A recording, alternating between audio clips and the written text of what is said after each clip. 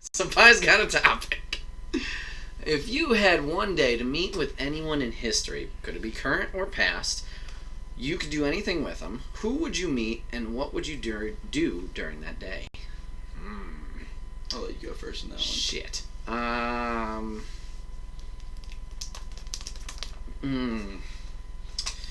That's a really tough one.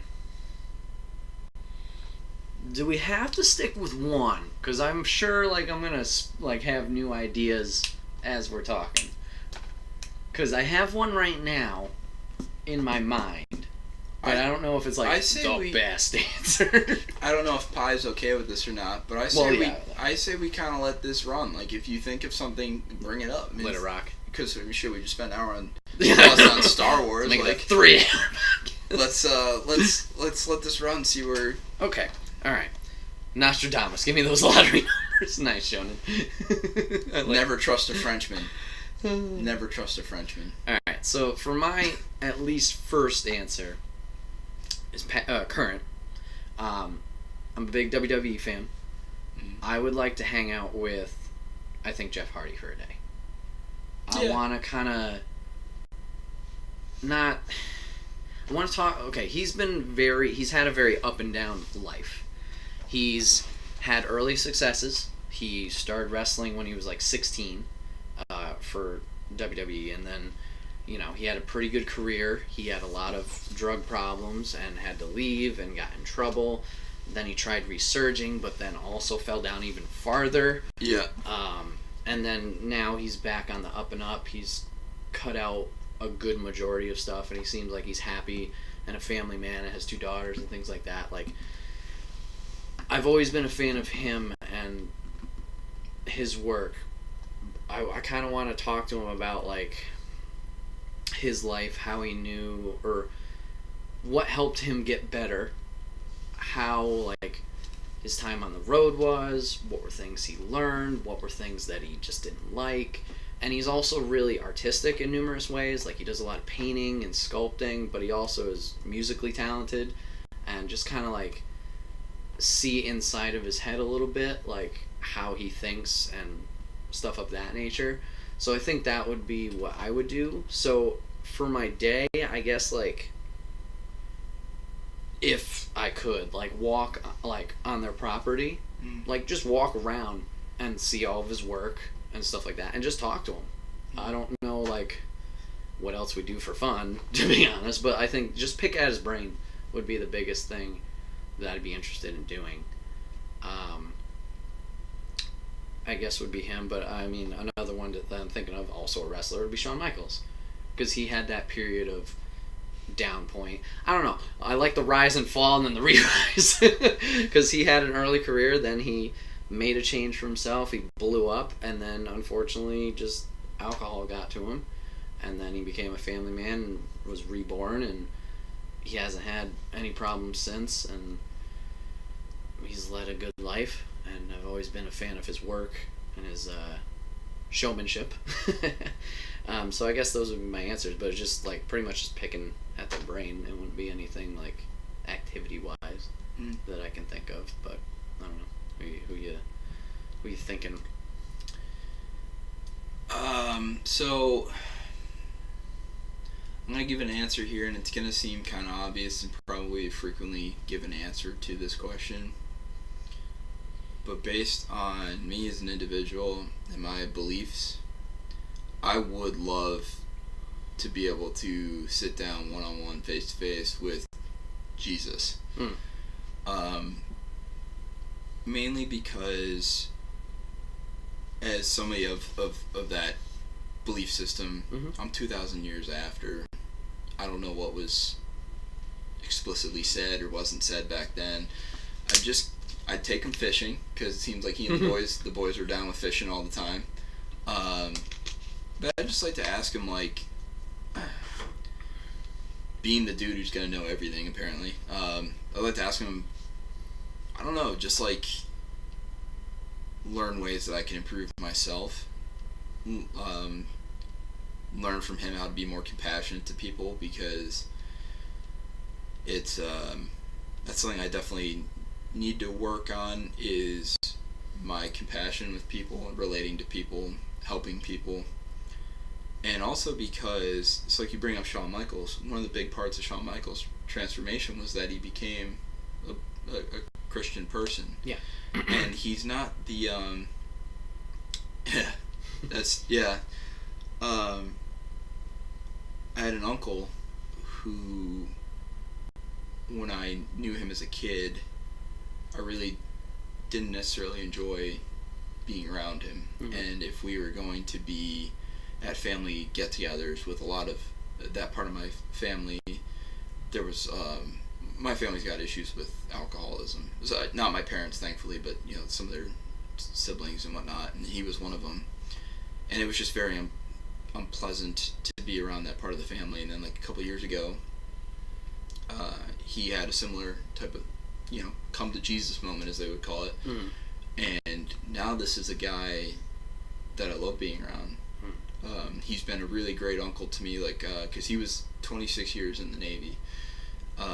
So when I've been out on my deployments and stuff, he's reached out to me to see how I'm doing and give me pointers on how he got through his time underway and all that. And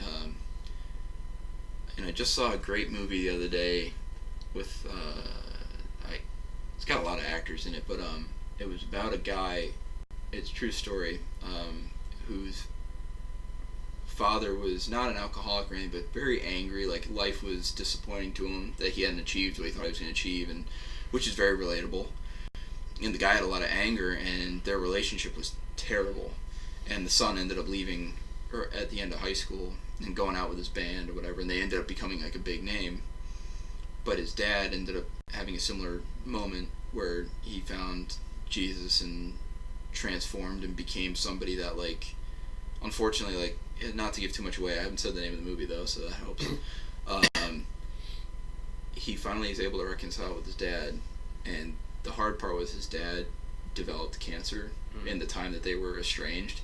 So by the time he comes back and reconciles with his dad, he's only got like limited time left with his dad or whatever.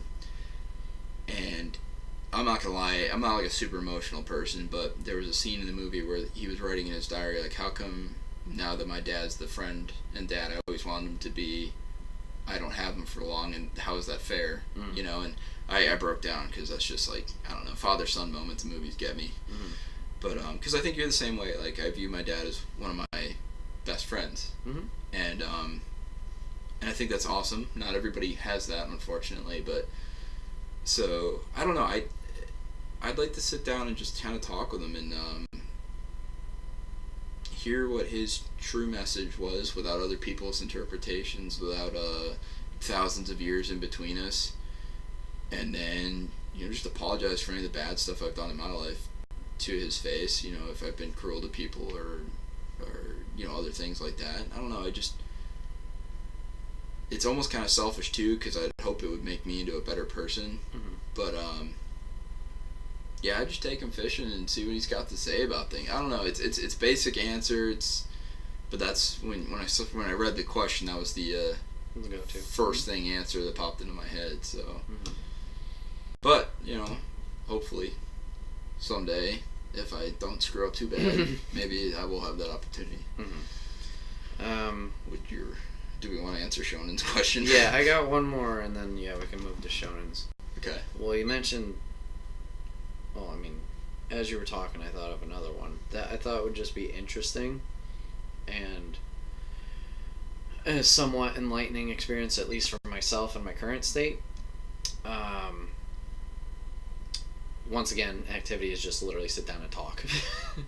But I'd want to go back and talk to my parents at 25 and see what was going on with them. Like, obviously, how was their life? What were their thoughts? What were their dreams? What was their social mindset, or just mindset in general, I guess, of like, okay, I'm worried about this, or next goal is this, or I don't have a care in the world about this, or whatever it is, but just talking with them at where, the age I'm at, and see how it compares. Like, do they have the same worries that I do? Are they worried about other stuff? Are they farther along in their life? Are they not? which I'm sure they were, but it's, like things like that, just to see their interpretation of it, because obviously, like, now I could talk to them about that, but it might not be the same answer. Yeah. Because they have more experience and stuff like that, and that's all fine and dandy. That's great, but like getting that answer when they're in the moment, I guess you could say. Yeah. I think that's one of those things though you think about when you were a kid is what were my parents like when they were younger, and you just cannot imagine it. Yeah. Like I saw a funny cartoon once where like this kid goes. This kid is totally surprised by the fact that he's looking through a photo album and he's like totally surprised his parents had a life before him, and that's just human though, because when you're a little kid, your entire life revolves around your parents, and you justifiably assume that their life is equally also just about you. Yeah. So like when you find out though, like my dad was previously engaged years before I met my mom. And my mom was previously married. She was, widowed. But you see, pictures are kind of. It's never going to give you the information like you're looking for with the conversation. But it's like, it's so weird to see them as like people. Yeah, I don't know. It's like when you see like a celebrity out eating. Yeah. And you're like, oh, they eat too. Just like they go to Taco Bell too. Just like when we were kids. Like, wait, my teachers don't live at school. Oh yeah, yeah. No, I saw one of our teachers at Dunkin' Donuts one time, just like having a coffee, eating a donut. It was just like the biggest revelation to me. I was like, dude, my man loves Dunkin' Donuts too, though. He got the double chocolate. Oh my god, that's my favorite. Don't you know that goes to your hips? You're 35, man. Oh, Senpai, thank you for that one. That was a good one.